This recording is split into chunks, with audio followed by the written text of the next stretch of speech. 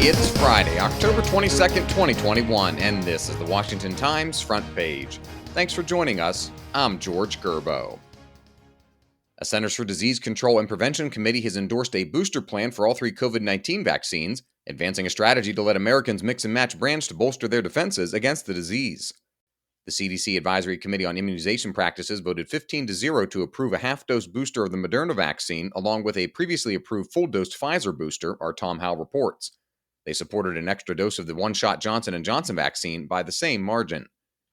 People who got their second dose of the Pfizer or Moderna vaccine at least 6 months ago can come forward if they are 65 or older, an adult with an underlying health condition, or a worker whose job could expose them to the virus. Any adult who received the J&J version at least 2 months ago is eligible for a boost because of concerns its efficacy lags behind the other versions. 11.6 million Americans have received Pfizer booster shots so far. On Capitol Hill, Attorney General Merrick Garland told the House Judiciary Committee that federal prosecutors are doing exactly what they are expected to do in investigating the January 6th riot by Trump supporters at the U.S. Capitol. Jeff Murdoch and Emily Zanto report the Attorney General called the attack on the Capitol an intolerable assault on the building and the brave law enforcement personnel who sought to protect it. As the committee is well aware, the department is engaged in one of the most sweeping investigations in its history in connection with the January 6th attack on the Capitol. Garland also addressed his memo this month about angry parents at school board meetings. He repeatedly told lawmakers his memo addressed threats of violence and actual violence, not free speech. He said the Department of Justice supports and defends the First Amendment rights of parents to complain as vociferously as they wish about the education of their children and about the curriculum taught in schools. America's top generals say a counterterrorism partnership with the Taliban is a possibility.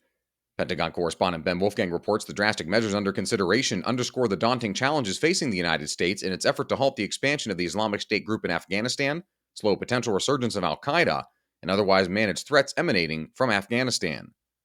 That such moves are even on the table, critics say, offers more proof that President Biden's decision to proceed with the military withdrawal from Afghanistan has left America and its allies in a compromised position.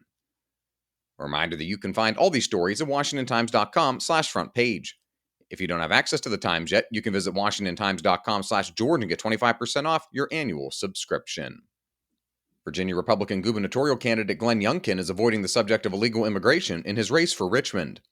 Rather than hammer illegal immigration, Seth McLaughlin reports Youngkin is making a play for Virginia's growing Hispanic population. He hopes those voters will help him edge out Democrat Terry McAuliffe in the close race for governor. The strategy marks a significant break from 4 years ago, when Republican gubernatorial nominee Ed Gillespie ran ads warning of a nexus between illegal immigration and crime. And finally, White House correspondent Jeff Murdoch has a look at regulations from the Biden administration that critics say are burdening businesses in red tape. The order greenlighting regulations, even when the benefits are difficult or impossible to quantify, raise the eyebrows of CEOs. They fear business growth will be smothered in the pursuit of vague objectives. The order, which tosses out the government's traditional cost-benefit analysis before approving a regulation, is among a slew of executive actions the president has signed on businesses. Conservatives say the red tape will impose too many costs on businesses, hurting the economy and destroying job growth. Find all of today's front page stories at WashingtonTimes.com/front page or the Washington Times app, and you can follow us on all of your favorite podcast platforms. Just search Washington Times. A reminder that you can find us on Twitter and Instagram as well at Wash Times for breaking news, sports, commentary, and more. For the Washington Times, I'm George Gerbo.